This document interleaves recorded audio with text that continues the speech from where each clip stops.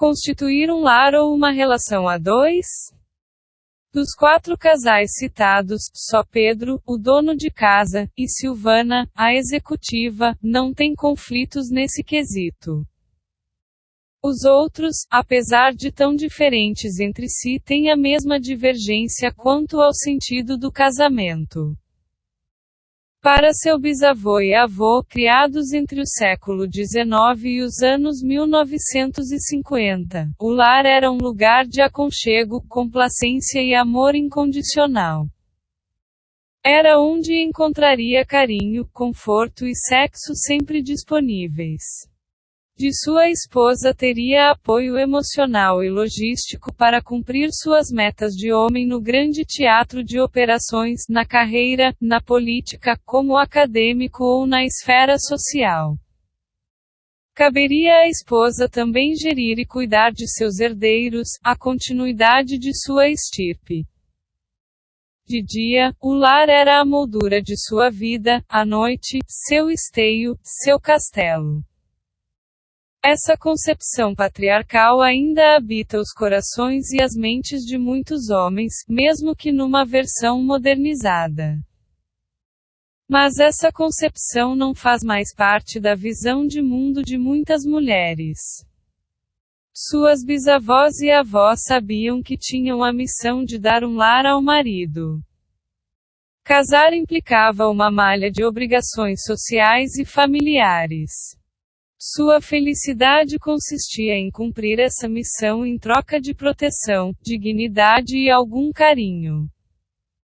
Cabia a elas prover tudo de que o marido necessitasse. Sempre compreensivas, meigas, deviam aguardar sua vez e preservar o marido dos problemas domésticos, sem jamais molestá-lo com seus desejos egoístas e fúteis de mulher.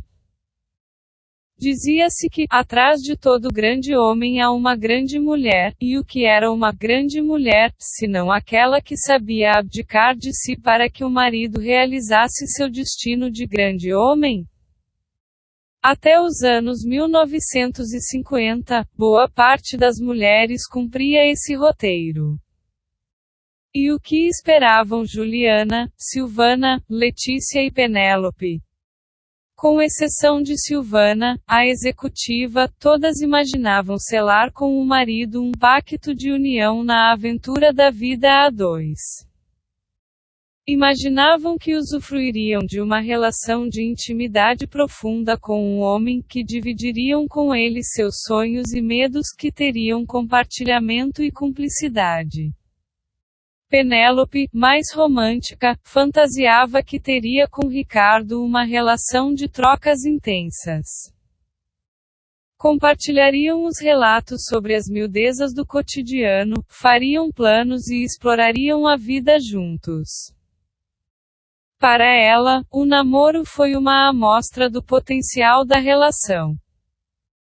O cavalheiro prestativo e romântico, as viagens, os programas prazerosos a dois, os sonhos construídos ao pôr do sol, tudo isso eram só as preliminares. Agora começaria a grande aventura. Não haveria mais tantas distâncias logísticas, moradias, horários e compromissos individuais que entrecortavam o seu cotidiano de amor. Queria também fundar uma família com 2 ou 3 filhos. Nem todas sonhavam com um príncipe encantado, mas tampouco sonhavam com um lar. Juliana se casou para se consolar de uma paixão recém-frustrada. Foi uma decisão pragmática, levando em conta o relógio biológico e as opções de pretendentes disponíveis no mercado. Letícia amava Alfredo, mas também pesou o fato de ele ter dinheiro. Todas esperavam um companheiro que se dedicasse, que lhe prestasse as homenagens merecidas de esposa e, se ela se tornasse mãe, que a indenizasse por ter se entregado a ele, por ter lhe dado filhos, por cuidar de sua prole.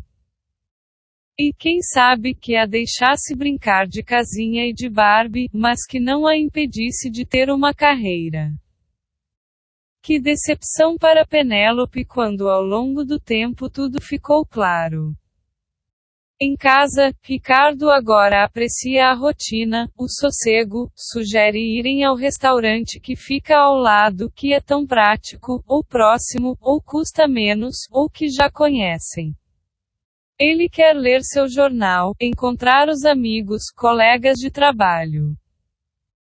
Eventualmente, ele até lhe conta sobre o seu dia, mas, na hora de ouvi-la, não interage, não se envolve com episódios que a ela parecem tão significativos. Ele mal nota seu empenho em promover a graça e o encanto da vida a dois, não enxerga os enfeites e os arranjos da casa que ela tanto se dedicou a providenciar. A ele tudo parecem miudezas irrelevantes e coisas de mulherzinha. Aos poucos aquele namorado romântico, sintonizado, empático, inventivo e interessante se revela uma fraude. Foi tudo uma sedução provisória? Mesmo o sexo que ele tanto quer, se dispõe a fazê-lo apenas em casa e de modo conveniente, em horários que para ele são práticos, sem grande empenho, no máximo as preliminares protocolares, ou palavras românticas reservadas para a ocasião sexual. Ou uma aflita busca de informação sobre se ela teve orgasmo. Penélope percebe que foi enquadrada, tornou-se parte da moldura da vida de Ricardo. Queria tanto que ele fosse mais aventuroso, que celebrassem a vida, as datas, mas ele mal se lembra. Sempre tão prático, tão sem graça. Tudo o que restou é um cotidiano tarefeiro. Mesmo o lazer é programado e recebe muitas restrições de orçamento, de datas, de prazos. Ela gostaria que o trabalho, os amigos, brincar com os filhos e outras atividades não estivessem sempre em primeiro lugar, sendo ela a opção para quando, e se sobrar tempo. De início, Penélope tenta se fazer notar, depois tenta falar com ele, fazê-lo entender. Mas ele não a entende, zomba, silencia ou vai enrolando. Mais adiante, irritada, ela tenta se fazer escutar de modo ainda mais contundente. Ele ainda parece não entender ou não está ligando a mínima. Ela começa a cobrar, a se tornar agressiva, amarga, entra em desespero e se torna irracional, descontrolada, impacienta-se até com os filhos que tanto ama. Aos poucos ela desiste, definha, confinada ao lar docilar, sua seiva seca. Ela poderá ter um amante, alguém que parece notá-la, que a escuta, que a percebe, ao menos enquanto for amante. Nos casais de hoje, a insatisfação é mais comum por parte das mulheres. Em média, 70% dos pedidos de divórcio partem delas. Homens, ainda que insatisfeitos, tendem a ir levando por mais tempo. Mulheres tendem a se estressar mais no casamento, mesmo quando o marido divide com ela as tarefas da casa e a criação dos eventuais filhos. Nos assuntos domésticos, elas tendem a ser mais tensas e perfeccionistas, e eles costumam ter um olhar mais superficial, complacente e relaxado. Além disso, quando a mulher dá uma pausa na carreira, desloca a busca da realização pessoal para a relação. Mas, em geral, trombam com homens menos treinados e desinteressados em se sintonizar com o outro. É provável que elas se frustrem com a qualidade da relação. Ricardo, aos poucos, também se vê numa armadilha. Onde ficou a namorada tão companheira? Quando a mulher se sente segura, começa a cobrar a conta? Cobra tanto e coisas tão estranhas, e está sempre insatisfeita. Ou porque ele disse algo que não deveria ou porque não disse algo que deveria. Tudo é complicado. Ela se ofende, se ressente e faz comentários ácidos. Conversar é insuportável, ela logo se exalta, e como chora, grita, acusa, se põe no papel de vítima. Ela é tão carente. Tudo o que ele queria era um lar, sossego, e o que tem hoje? Uma mulher ressentida, impaciente, que o sufoca.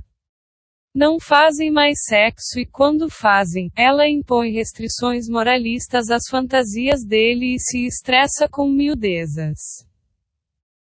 Ela se queixa de que ele não lhe dá atenção, mas quando ele se propõe a fazê-lo, ela não usufrui, diz que ele não pensa em nada, que para ele tudo é fácil e simples. Penélope virou uma chata. Não suporta que ele descanse, ao vê-lo lendo o jornal, pede que se levante para resolver agora naquele momento, alguma tarefa doméstica. Seu senso de urgência para resolver afazeres é insensato, histérico. Ele precisa de um respiradouro para fugir desse massacre, uma amante, leve, divertida, com a qual possa exercer os dotes de namorado romântico, que o valorize, que lhe dê sossego, apoio e, importante, sexo à vontade e sem tantas restrições, ao menos enquanto for amante.